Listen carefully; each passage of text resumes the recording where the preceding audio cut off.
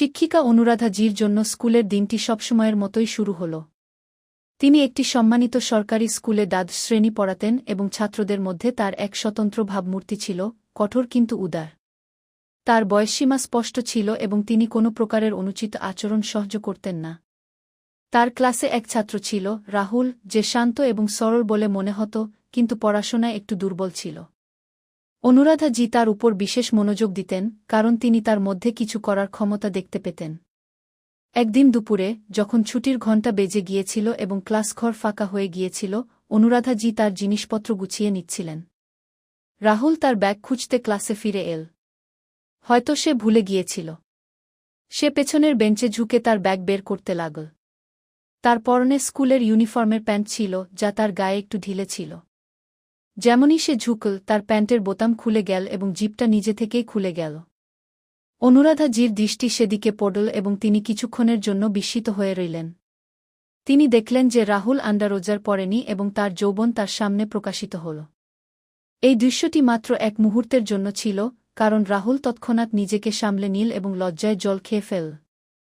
সে দ্রুত তার জিপ ঠেলে উঠিয়ে পালিয়ে গেল, সরি ম্যাম বলতে বলতে। অনুরাধা জি সেখানেই দাঁড়িয়ে রইলেন।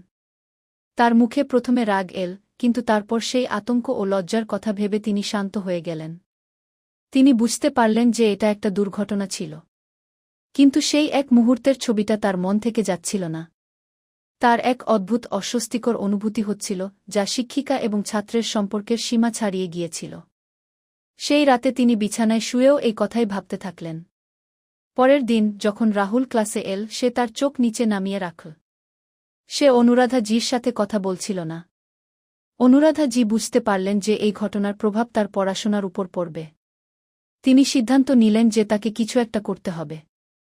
অবশেষে স্কুল ছুটির পরে তিনি রাহুলকে ডেকে পাঠালেন।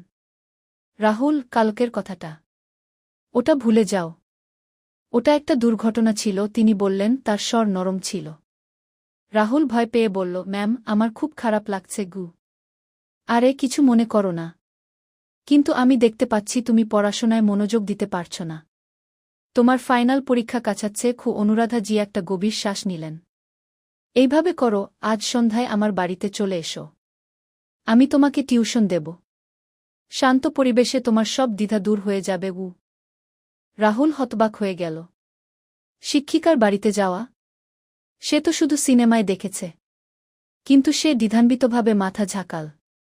সন্ধ্যায়, যখন রাহুল অনুরাধা জির বাড়ির দরজার ঘণ্টা বাজাল, তখন তিনি এক সম্পূর্ণ ভিন্ন অবতারে দেখা দিলেন। তিনি স্কুলের শাড়িটা খুলে একটি হালকা রঙের স্যুট পরেছিলেন, যাতে তিনি আরও বেশি সুন্দরী লাগছিলেন। তার চুল খোলা ছিল এবং ঘরে জুসের সুগন্ধ ছড়িয়ে পড়েছিল। এসো, বসো, তিনি বললেন এবং তাকে এক গ্লাস ঠান্ডা জুস দিলেন। তারা সোফায় বসে পড়তে শুরু করল। প্রথমে দুজনেই স্তব্ধ ছিল। অনুরাধা জি গণিতের সমস্যা সমাধান করালেন, কিন্তু তার মনোযোগ বইয়ের উপর কম এবং রাহুলের পরিবর্তিত আচরণের উপর বেশি ছিল। তিনি দেখছিলেন যে সে আর সেই ভীতু ছেলেটি নয়। তার চোখে এক অজানা কৌতূহল ছিল। যখন সে একটি কঠিন সমস্যায় আটকে গেল, অনুরাধা জি তার কাছাকাছি এসে বসলেন। তিনি তার হাত থেকে পেন্সিলটা নিলেন এবং তার হাতের উপর নিজের হাত রাখলেন। রাহুলের শ্বাস আটকে গেল। সে তার চোখের দিকে তাকাল। সেখানে কোনো রাগ ছিল না, শুধুই এক গভীর, অজানা ইচ্ছার ঝিলিক। ভয় পেও না রাহুল, তিনি ফিসফিস করে বললেন, কিছুই ভুল হয়নি গে। আর তারপর এমন কিছু ঘটল, যার কল্পনা কেউ করেনি। অনুরাধা জি ধীরে ধীরে তার মাথাটা তার কাঁধের উপর রাখলেন। রাহুল সাহস করে তার হাতটা ধরে ফেল। ঘরের আলো ম্লান হয়ে এসেছিল এবং জানলা দিয়ে আসা ঠান্ডা বাতাস তাদের দুজনের মধ্যকার তাপমাত্রা আরও বাড়িয়ে দিচ্ছিল। তারা কথা বলা বন্ধ করে দিয়েছিল। এখন শুধু চোখ কথা বলছিল। সেই রাতে তাদের মধ্যে শিক্ষক-ছাত্রের সম্পর্কটি এক ভিন্ন রূপ নিল। এটা প্রেম ছিল না, আবার বাসনাও ছিল না, বরং দুটি সম্পূর্ণ ভিন্ন জগতের সংঘর্ষে সৃষ্ট এক অদ্ভুত সামঞ্জস্য ছিল। যখন সকাল হল, রাহুল চুপচাপ চলে গেল। অনুরাধা জিও কিছু বললেন না। পরের দিন স্কুলে, যখন তাদের দৃষ্টি মিলল, তখন তারা একে অপরকে এমন একভাবে দেখল, যা এখন শুধুমাত্র তাদের দুজনের মধ্যেই সীমাবদ্ধ ছিল। এই রহস্য এখন শুধুমাত্র তাদের দুজনের মধ্যেই ছিল।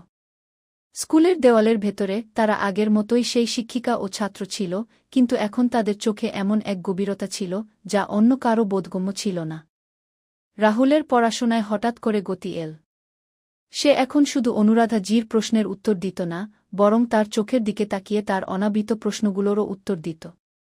কয়েক সপ্তাহ পরে, যখন তার পরীক্ষা শেষ হল এবং সে ভালো নম্বরে পাস করল, তখন অনুরাধা জি তার সাফল্যের জন্য অভিনন্দন জানালেন। সেদিনের পর তাদের মধ্যকার নীরবতা আরও গভীরতর হল।